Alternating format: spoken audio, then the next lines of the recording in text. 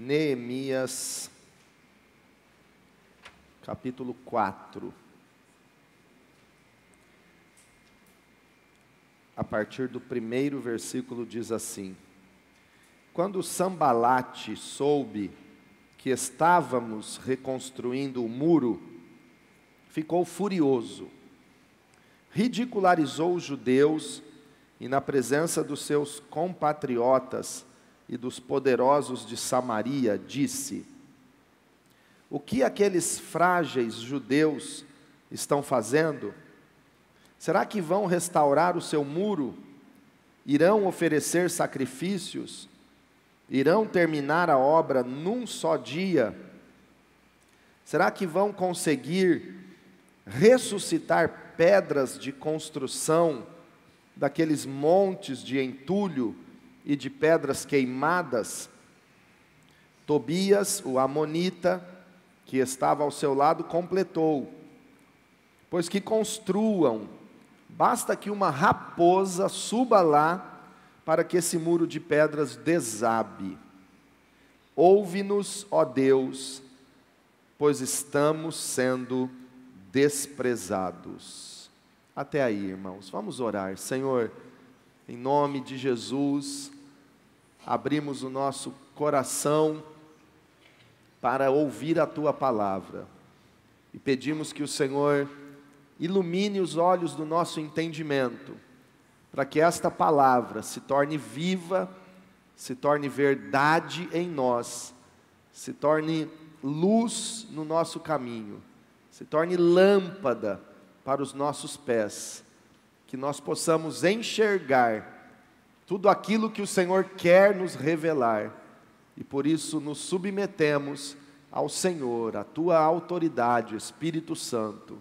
Desde agora, repreendemos todo o mal, toda confusão, distração, cegueira, dúvida, repreendemos em nome de Jesus, porque estamos, ó Pai, na Tua presença, dependendo totalmente do Senhor, e queremos ouvir a Tua voz, porque a Tua palavra nos transforma, e ninguém vai sair daqui do mesmo jeito, porque os céus estão abertos, e tudo aquilo que temos falado, pedido e pensado, o Senhor faz infinitamente mais, em nome de Jesus.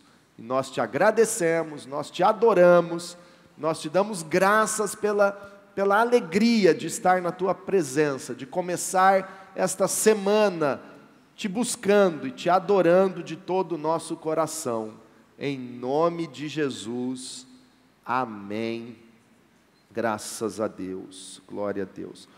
Irmãos, o livro de Neemias é um livro tremendo das Escrituras, é uma palavra gloriosa de Deus, que tem muitos princípios de liderança, de administração, muitos conceitos que qualquer pessoa que tem uma empresa, ou que lida com pessoas, ou que exerce liderança, deve ler e estudar o livro de Neemias na Bíblia, que é muito próprio nesta área. Neemias conseguiu realizar algo que muitas pessoas já haviam tentado em Jerusalém e não conseguido, que foi a reconstrução das muralhas de Jerusalém, porque quando Israel foi dominado pelos babilônicos, Jerusalém foi queimada, as muralhas foram destruídas, as pedras queimadas, e aquilo virou um monte de entulhos e pedras queimadas, e a cidade estava deserta, a cidade tinha ficado praticamente abandonada durante 70 anos do exílio babilônico. E quando os judeus começaram a voltar para Jerusalém, conforme o decreto de Deus, a hora que chegou o tempo determinado por Deus, e os judeus começaram a voltar, muitos tentavam reconstruir o muro, as muralhas, e não conseguiam, e não era uma tarefa fácil, mas Neemias, usado por Deus, com uma estratégia dada por Deus, reconstruiu aquelas muralhas.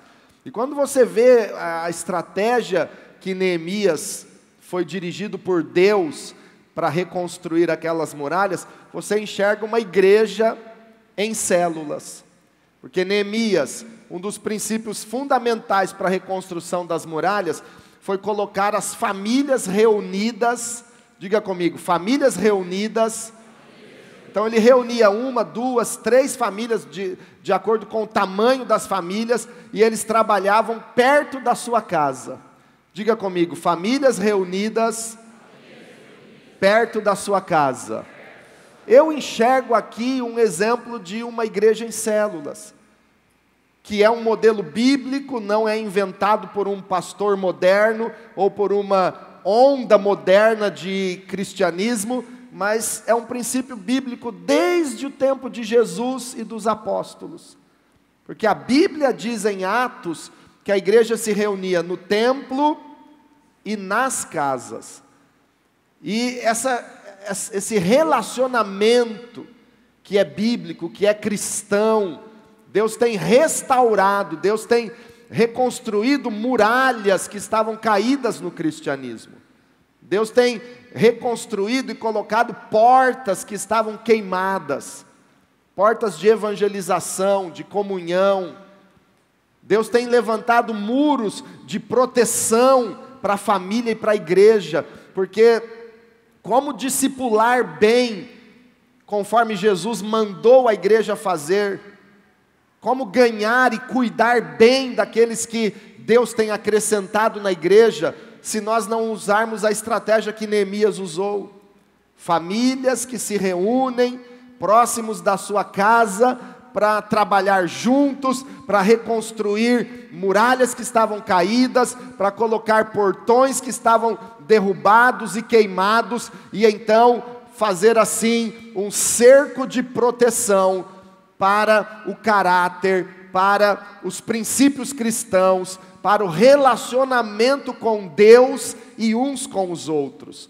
Então eu vejo claramente no livro de Neemias, Deus mostrando que nós precisamos uns dos outros e que nós precisamos trabalhar juntos uns com os outros. Você pode olhar para 2 ou 3 pessoas aí perto de você e dizer: eu preciso de você, e nós precisamos uns dos outros.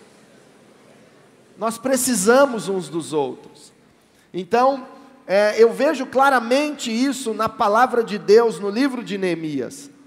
E outra coisa que esse capítulo 4 nos mostra, é que sempre houve e sempre vai haver oposição e resistência contra a obra de Deus.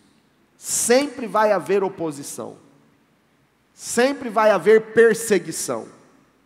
Sempre o inferno se levanta contra a obra que Deus está fazendo.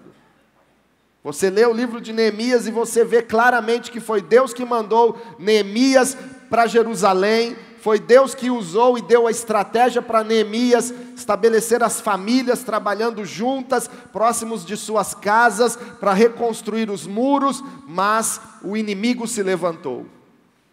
E teve oposição, resistência espiritual, resistência humana.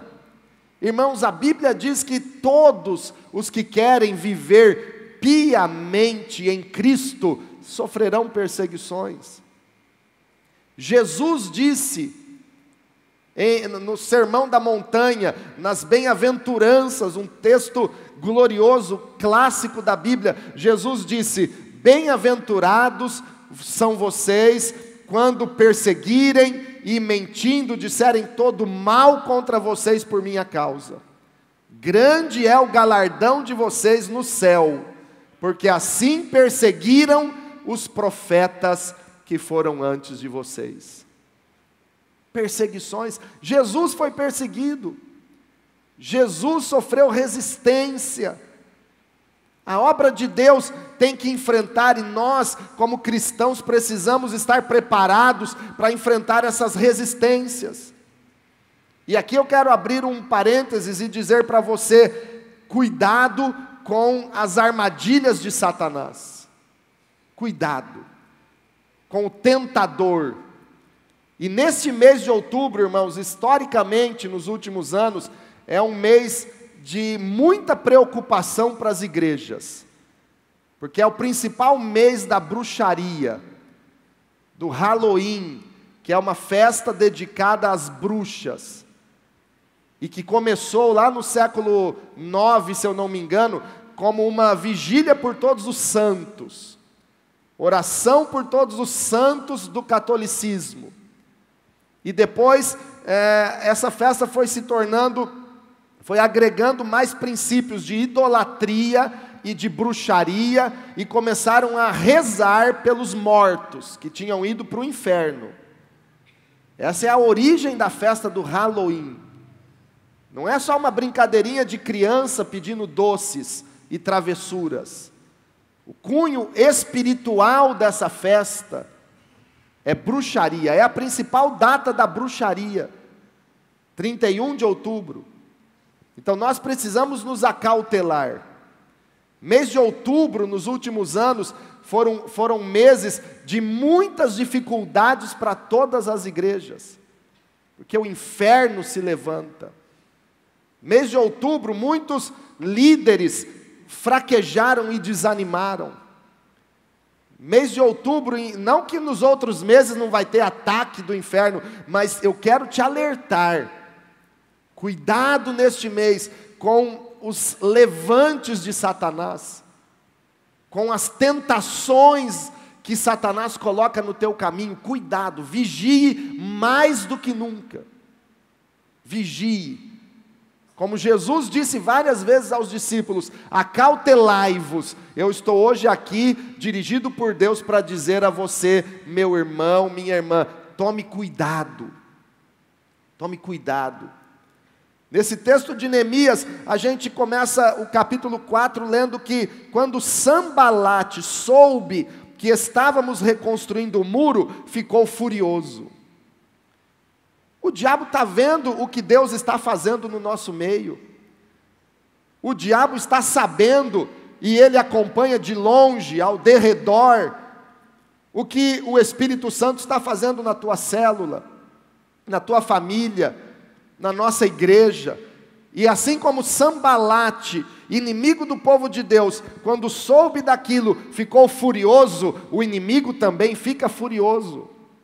É por isso que nós temos que vigiar e orar, porque o inimigo fica furioso, e muitas vezes você não entende o porquê uma opressão, porquê uma guerra que você está enfrentando emocionalmente, ou na família, ou contra alguém que se levantou, que está se opondo a você. É o inimigo que está furioso, tentando impedir a obra de Deus.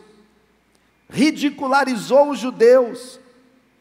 O diabo vai tentar zombar, vai tentar ridicularizar, vai tentar dizer para você, olha, o que adianta você ficar indo na igreja? O que adianta você ir em 12 horas de oração? O que adianta você se unir com famílias para ir numa célula e ficar aí semana após semana reconstruindo muros? Deus está construindo muros de proteção para o teu futuro, para os teus filhos, para a tua família. Mas o diabo tenta ridicularizar. Olha o que o diabo fala, o que adianta, o que esses frágeis judeus estão fazendo? Às vezes a pessoa olha para uma célula pequenininha e diz assim, que trabalho pequenininho, mas a espera dia 8 de dezembro na nossa macrocélula, e você vai ver a dimensão que aquelas várias células pequenininhas tomam quando se unem e mostram o que está acontecendo, o que Deus está fazendo no meio de nós. Mas o inimigo tenta desacreditar, tenta dizer, o que esses frágeis judeus estão fazendo? Será que vão conseguir restaurar? Irão oferecer sacrifícios? Irão terminar a obra num só dia? Olha o final do verso 2. Será que vão conseguir ressuscitar pedras de construção daqueles montes de entulho e de pedras queimadas? Diga comigo, montes de entulho, pedras queimadas. O diabo, através de Sambalate, tentava questionar a obra de Deus, e eles diziam: será que eles vão conseguir ressuscitar pedras de construção desses montes de entulho? Porque eles olhavam ao redor de Jerusalém, era um monte de entulhos, e de pedras queimadas, que se tornavam frágeis, e eles diziam: será que eles conseguem? E riam, ridicularizavam, zombavam. Isso aqui era com expressão de chacota. Será que eles vão conseguir levantar pedras de construção desses lixos que eles estão aí mexendo? Desse entulho. Entulho é resto de obra.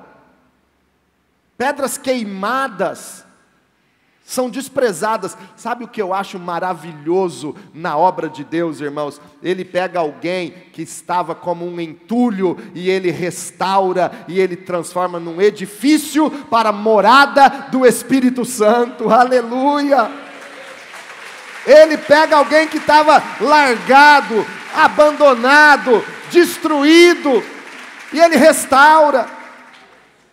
O Espírito Santo pega aquelas pedras que estavam queimadas por causa das aflições do mundo, por causa do pecado, por causa das opressões de Satanás, aquela pedra que estava queimada, totalmente destruída, arruinada, sem esperança. Aí ele traz para a presença de Deus essa pedra que estava queimada, ela ouve sobre o amor de Jesus e Deus restaura, e ela se torna uma grande bênção nas mãos do Senhor. Quando eu cheguei para Jesus, eu era como uma pedra queimada, como um entulho de construção. Jesus mudou a minha vida e me transformou. Certamente quando você chegou para Jesus e começou a ouvir a palavra de Deus, você estava como um entulho, ou você estava arruinado, ou sem esperança, mas o amor de Deus entrou na sua vida, e Ele transformou você de entulho num edifício, numa casa onde o Espírito Santo habita. Foi assim com você? Ele tirou você daquele monte de entulhos. Você era um caco jogado no chão, e hoje você é um edifício santo, onde Deus reside e faz morada eternamente. Aleluia! É Deus. É Deus que faz a obra. Mas o diabo não acredita. E o diabo quer dizer: você não vai conseguir. Você vai continuar nesse lixo, você vai continuar nesse entulho. Irmãos, o Salmo 113 diz assim: que Deus levanta do lixo, levanta do monturo o que estava lá, e o torna filho, e o faz assentar-se com os príncipes do seu povo. Se você está se sentindo um lixo, um entulho, Deus levanta você, e logo logo você estará assentado com os príncipes do Senhor. É palavra de Deus. Mas o inimigo tenta se opor. Versículo 3: Tobias, o amonita, que estava ao seu lado, completou: pois que construam, basta uma raposa subir ali, e esse muro vai desabar. O diabo tenta fazer as pessoas pensarem que não adianta você se esforçar, não, teu trabalho não vai dar em nada. Não adianta lutar por essa pessoa aí que não quer saber, não, ela não vai virar nada na fé. Eu quero te dizer que adianta sim. O teu trabalho, o meu trabalho no Senhor não é em vão, porque Deus faz a obra, e Ele é fiel, Ele está agindo através de você. Sabe o que você e eu devemos fazer quando essas afrontas, essas ameaças, esses ataques do inferno se levantam? Faça o que Neemias fez no versículo 4. Diga comigo: ouve-nos, ó Deus. Levanta a sua mão mais alto e diga mais forte: ouve-nos, ó Deus. Aleluia. Você já está entendendo qual é a sua arma? Qual é o seu posicionamento quando Sambalate, quando Tobias, quando o inferno se levantar contra a sua vida? É você clamar: ouve-nos, ó Deus. Entra em oração, clame ao Deus do céu, que Ele te ouvirá e Ele te sustentará. Oração é arma de guerra. Oração é a tua arma. Clame ao Senhor. Versículo 6, e aqui ainda nós não tínhamos lido, mas leia comigo, verso 6. Nesse meio tempo, fomos reconstruindo o muro. Sabe o que Deus está nos dizendo? Não pare. Um Sambalate está se levantando contra mim, pastor. Minha família está revoltada. O meu patrão está bravo, me mandou embora.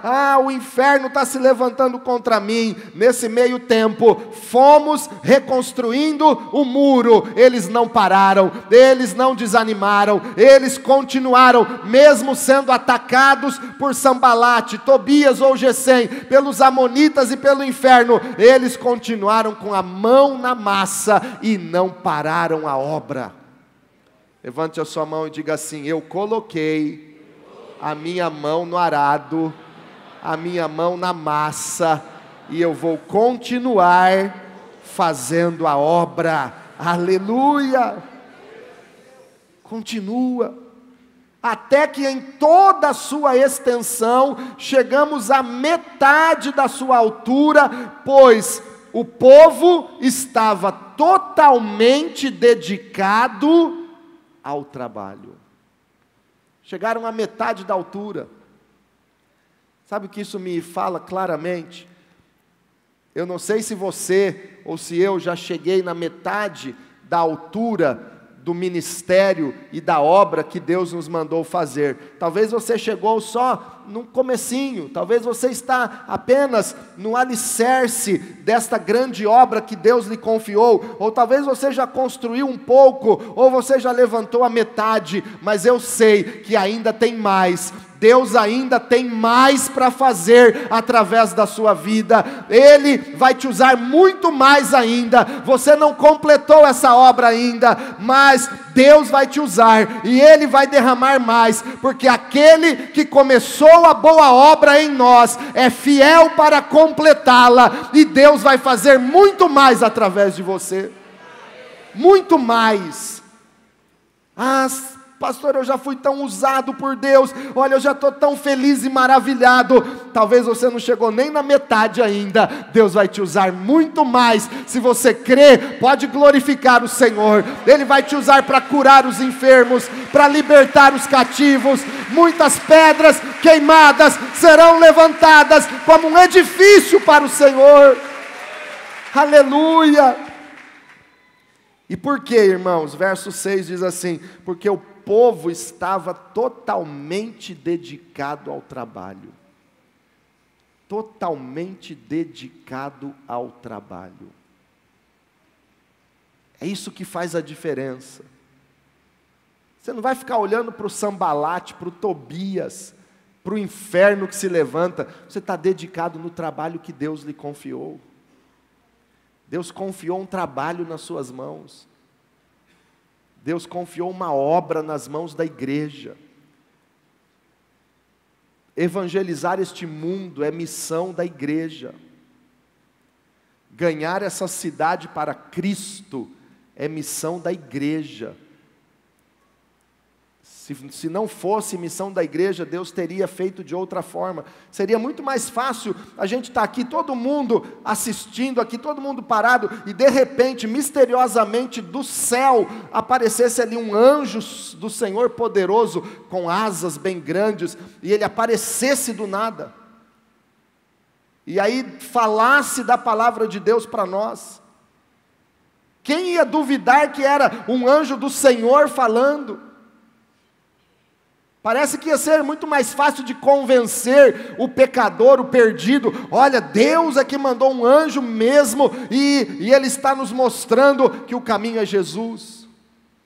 Mas Deus não fez assim.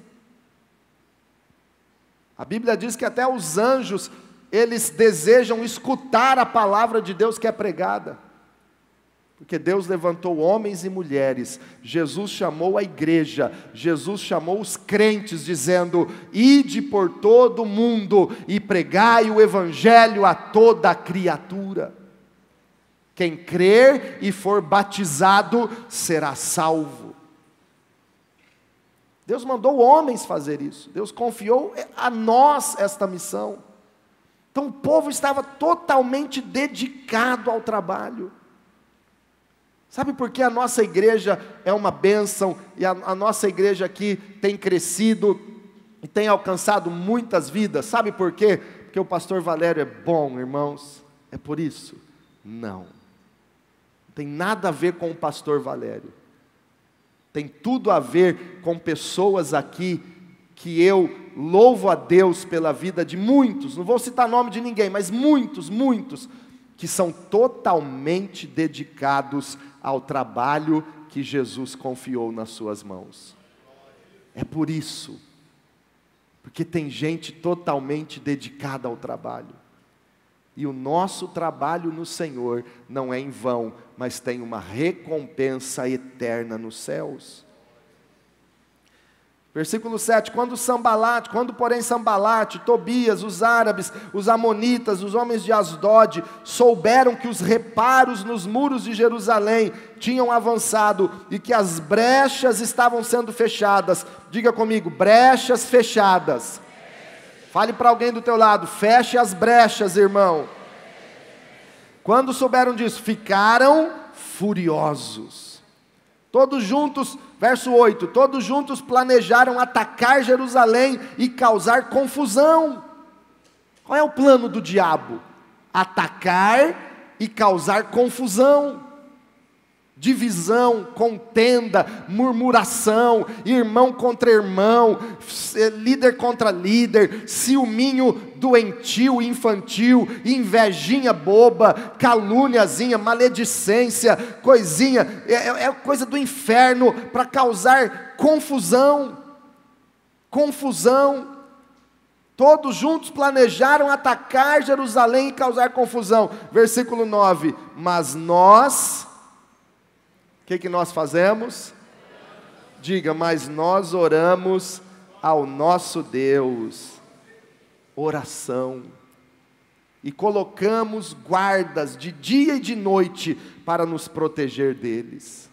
Nossa sala de oração já começou humildemente com alguns horários de oração, mas logo nós vamos ter guardas de oração nesta sala, de dia e de noite, como um quarto de guerra, orando e clamando ao Senhor, clamando e colocando guardas espirituais para interceder por toda a cidade, por todo o povo de Deus.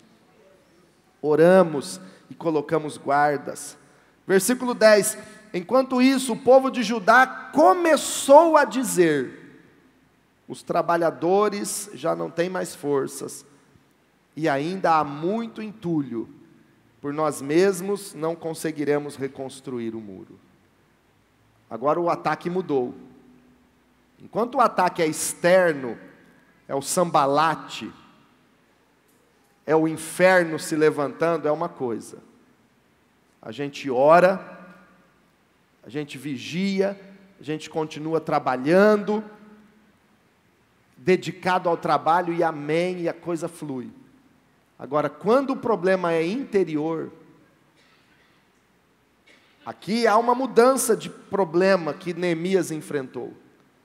Versículo 10 diz que o povo de Judá começou a dizer, agora não eram mais os amonitas, não eram mais Tobias, Sambalate, agora era o povo que Neemias liderava, o povo que trabalhava com ele, as famílias que trabalhavam junto aos muros, os líderes de células, os supervisores. O povo de Judá começou a dizer: os trabalhadores já não têm mais forças, e ainda há muito entulho, por nós mesmos não conseguiremos reconstruir o muro. O final desse versículo mostra duas coisas. Eles diziam: por nós mesmos não conseguiremos, mas isso é verdade. Quem consegue fazer a obra de Deus por si mesmo? Nós não fazemos por nós mesmos, tem que ser pela graça abundante do Senhor. É Ele quem capacita, é Ele. E por outro lado, essa expressão do povo de Judá mostra que eles estavam desanimados para o trabalho. Quantas vezes Deus chama pessoas, dá dons, capacita, levanta, unge, derrama unção, mas a pessoa desanima. não conseguiremos, não temos mais forças. Quantas vezes as pessoas dizem assim: eu vou precisar parar porque eu estou cansado, eu preciso cuidar mais de mim mesmo. Olha, eu tenho tanta luta e tanto problema, eu tenho que resolver tudo isso primeiro, depois eu volto. Eu já ouvi tantas pessoas dizendo isso e nunca mais voltaram a se dedicar ao trabalho. E sabe qual é o problema, irmãos? O problema é quando um cristão, que tem a bênção de Deus, que foi chamado pelo Senhor e já experimentou o mover do Espírito, a graça abundante de Deus, é quando ele começa a olhar para si mesmo e começa a dizer: eu preciso cuidar mais de mim mesmo, eu preciso resolver os meus problemas, eu já não tenho mais forças, eu preciso parar, porque aí ele coloca a sua vida em primeiro lugar, e ele quebra um princípio forte da palavra de Deus, ele quebra um princípio de Deus muito importante, que é renunciar a si mesmo, e se entregar a Deus, e viver para Deus. Ele quebra um princípio que Jesus chama na Bíblia de renúncia. Jesus diz: quem quiser vir após mim, cuide muito bem de si mesmo, é isso? Se preocupe 100% com si mesmo, é isso? Quem quiser vir após mim, negue-se a si mesmo, tome a sua cruz e siga-me. É um grave problema quando o crente começa, ele quer deixar a cruz dele, ele não quer mais carregar a sua cruz. Ele está cansado de carregar a cruz. Mas Jesus disse: vinde a mim, todos vocês cansados e oprimidos. É vinde a Ele, é se entregar a Ele, porque Ele tira a sua cruz. Ele diz: vinde a mim os cansados e oprimidos, e eu vos aliviarei. E tomai sobre vós o meu jugo, porque o meu jugo é suave e o meu fardo é leve. Mas Ele nos dá um jugo e um fardo para carregar. Porém, Ele alivia a nossa opressão. Quem é que alivia a tua dor? Quem? É o Senhor Jesus. E às vezes as pessoas esquecem de vir a Ele, como Ele disse: vinde a mim, diz o Senhor, e eu vos aliviarei. Alguns começam a pensar: não, eu tenho que buscar alívio, eu tenho que me aliviar, mas deixam o fardo, deixam o trabalho, esquecem do Senhor, e aí começam a perder aquilo que Deus lhe confiou. E eu quero avançar lá para o versículo 14, e finalizar esta mensagem, olhando para a resposta de Deus a esta situação. No verso 14 diz assim: fiz uma rápida inspeção, e imediatamente disse aos nobres, aos oficiais e ao restante do povo: não tenham medo deles. Lembrem-se de que o Senhor é grande e temível, e lutem por seus irmãos, por seus filhos, por suas filhas, por suas mulheres e por suas casas. Olha o que Deus diz. Resposta para aqueles que diziam lá no verso 10: não temos mais forças, não vamos conseguir, estamos cansados, temos que parar a obra. Resposta de Deus, primeiro, lá no verso 14: não tenham medo. Quero finalizar essa mensagem dizendo para você: não tenha medo de nada que você esteja ou possa enfrentar por fazer a obra de Deus, porque Deus prometeu livrar e guardar a sua vida. Não tenha medo. 2 Timóteo 1,7 diz: nós não recebemos espírito de medo, não recebemos espírito de covardia, mas nós recebemos sim espírito de poder, de amor e de equilíbrio. Diga: eu não recebi e eu não aceito espírito de medo, mas eu recebi espírito de poder. Diga: está sobre mim o Espírito Santo, que me dá poder. Aleluia! Não tenha medo, não tenha medo. A obra é de Deus e Ele te protege. Em segundo lugar, Neemias disse, inspirado pelo Espírito Santo: lembrem-se de que o Senhor é grande e temível. Quero te lembrar uma coisa: grande não é o diabo, grande é o Senhor Jesus. Neemias estava lembrando o povo: olha, grande não é Sambalate, poderoso não é Tobias, não são os árabes, os amonitas. Às vezes você olha para tanta calamidade, tanto caos social, econômico, tanta destruição de vidas, jovens destruídos, casais destruídos, tanto suicídio, tanto homicídio, tanta peste, tanta morte, tanto câncer, tanta doença. E às vezes você pensa assim: meu Deus, como o diabo está trabalhando. Sim, ele trabalha, ele veio para matar, roubar e destruir, mas Deus é maior, e Deus está trabalhando muito mais. Jesus disse: o meu Pai trabalha até agora, e eu trabalho também. O diabo está trabalhando para destruir? Sim, mas Jesus está trabalhando muito mais para salvar e para alcançar vidas, e nós vamos trabalhar com Ele, porque grandes coisas o Senhor vai fazer. Vamos trabalhar com Ele. Ele tem muito mais, Jesus é maior. Então a Bíblia diz aqui, irmãos: o Senhor é grande e temível. Lembre-se disso. Lembre-se que o Senhor é grande. Olhe para quem está aí do teu lado: meu irmão, se lembre do Senhor, Ele é grande na sua vida. Aleluia, Ele é grande.